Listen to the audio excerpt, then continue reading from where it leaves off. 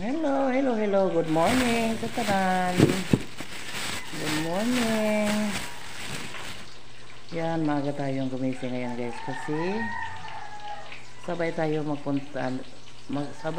ngayon magpunta doon sa dagat kasi sabi ni Tessa ay mga ligo daw kami ng dagat doon sa Anda. Yan, so maaga akong loto kasi yung ko dadalhin ko doon ay mag-escabeche ako guys. Kagabi nagbili kami ng isda doon sa bayan. Walang ibang isda guys, yun lang yung tulingan. Yan. Kasi sabi ko sa kanila, yan, escabeche lang yung dadalhin ko doon. Kasi di tayo makadala ng karne doon kasi may mga checkpoint kada bayan, kada lungsod guys. So yung sabi nila Anda daw mga ligo. Yung Anda ay medyo malayo-layo pa dito sa amin. Ilang bayan pa yung lalagpasan doon. Yan, nagluto pa tayo nagprito pa tayo.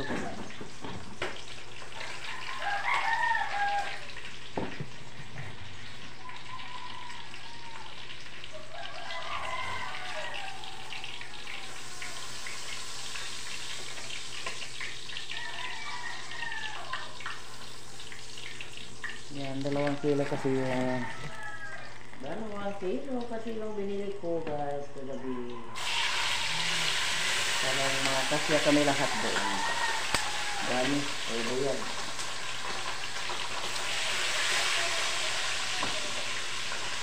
Kasi mag-rent daw ng sasakyan doon. Yung malaki.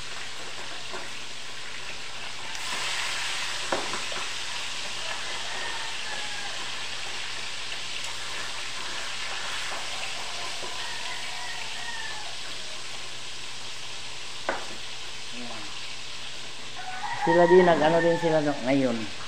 Maaga din daw silang gumising ngayon kasi nagkanya-kanya kaming prepare para sa dalhin namin doon sa dagat. At least may kaambag naman kami doon. Yung iba yung mga kakanin. So yung sa akin lang, isda lang kasi masyado ng karne guys. Kuha muna tayo sa mga sangkap na binili natin kagabi guys. 2 carrots yung binili ko guys kasi mas kain ako ng carrots galing sa escabeche. Yan, luya. Hala, hindi nasali pagsilid sa plastic yung minsan may tindiraha may binili akong sili at sal, yung bill paper.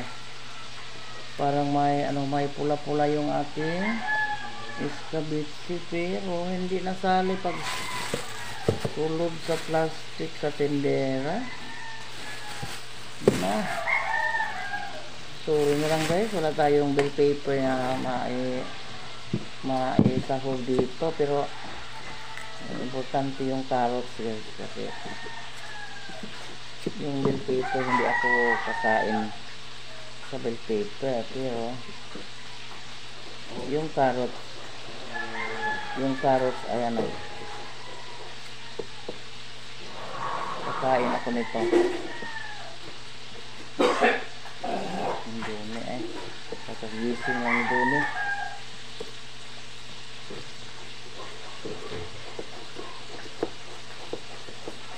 Di daw siya sasama kasi di kaabala ng ko si Dono di kaabala sa trabaho kasi sabi na siya lang yung mag-isa ng maglinis ng tambo. Sabi niya kapag ko sabay na na daw siya malangan sa trabaho.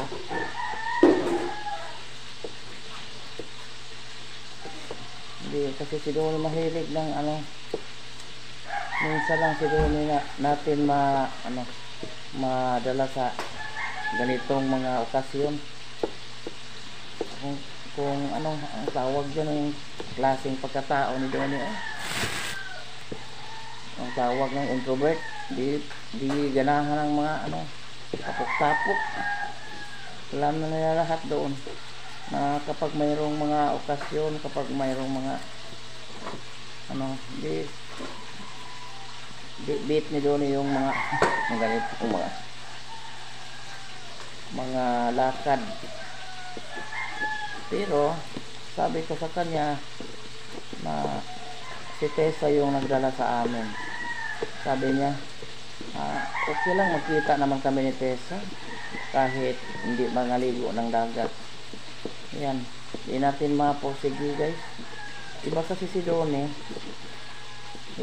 Donnie sa kanyang mga kapatid.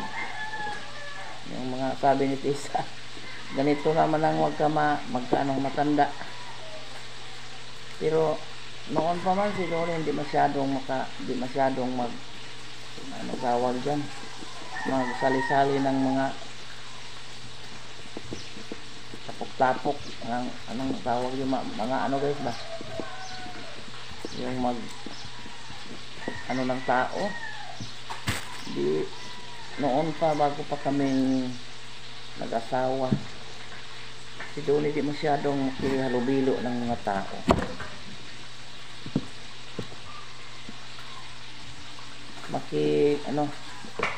Mahiya kasi lalong-lalong na sa camera.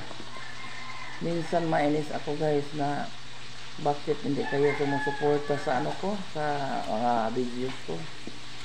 Noon pa man mahiya si Donnie. Minsan lang si Donnie magpakita sa video. Mahiya daw siya. Tulad ni Alan na yun yung nagdala ng channel, ni Rico, ni Ruben. Iba si Donnie sa kanila. Sabi ni Tessa, ganun man lang, basta magtanda na.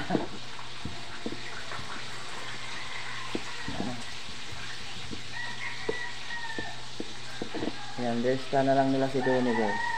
Hindi natin mapilitan kasi magalit. Sabi ni Tessa, okay na lang manang magkita pa man kami ni Manoy kahit hindi video.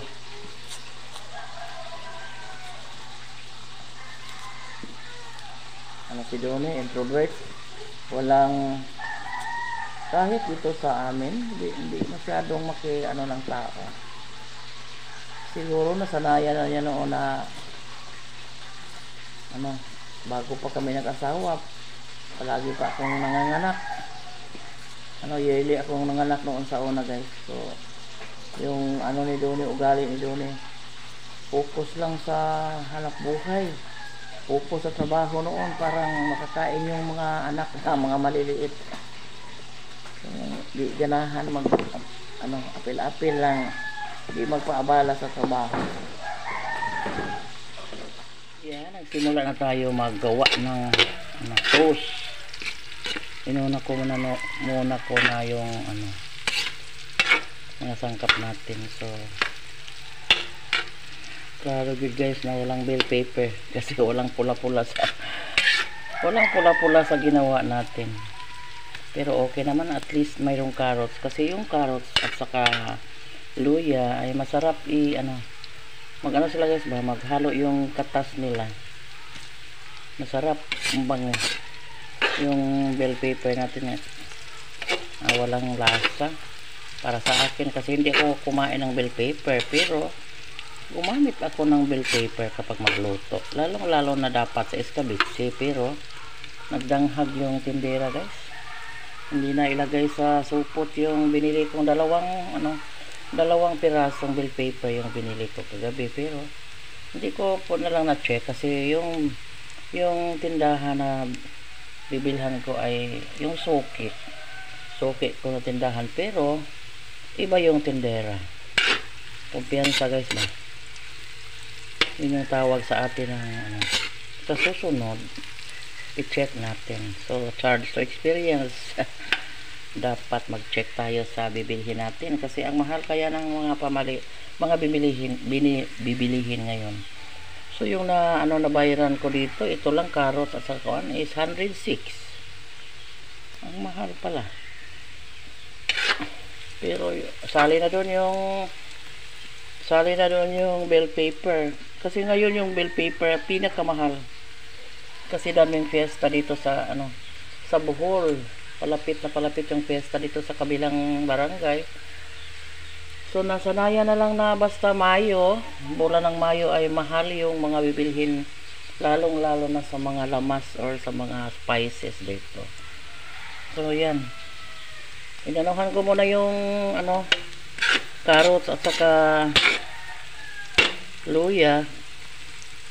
Parang makain natin, lulutuin ko muna yun. Parang mo labas yung katas ng halong carrots at saka luya. So yun yung masarap sa escabeche guys.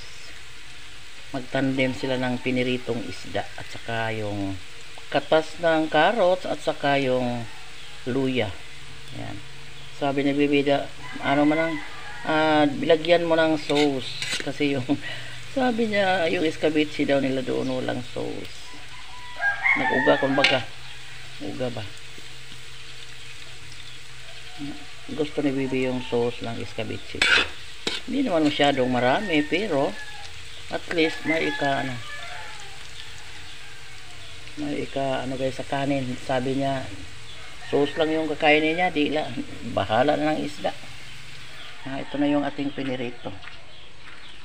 Walang ibang ulam isda doon sa merkado kagabi pero may mga bangos pero puol nagbangos guys. Naluto na yung ating ginawang escabeche guys kasi udto na. Baka maiwan tayo doon sa kanila kasi magpakyaw na sila ng malaking sasakyan daw para kasya lahat kasi malayo yung anda. Kailangan ng malaking sasakyan.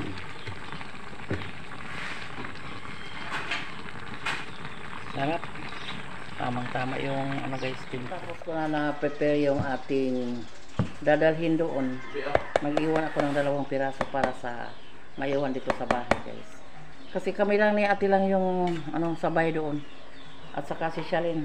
Sinabihan ko si Shalyn na puyog na mo guys. Sabay namin. So yan. Tatapusin ko na lang yung videos ko ngayon guys. Hanggang sa doon na lang tayo sa dagat kita-kits na naman tayo sa video. Maraming salamat po sa walang sawang suporta, sa walang sawang panonood, sa mga subscribers natin dyan, sa mga secret viewers. Thank you sa lahat po. Magkita-kits tayo doon sa dagat. God bless. Thank you for watching guys. Keep safe everyone. Hi.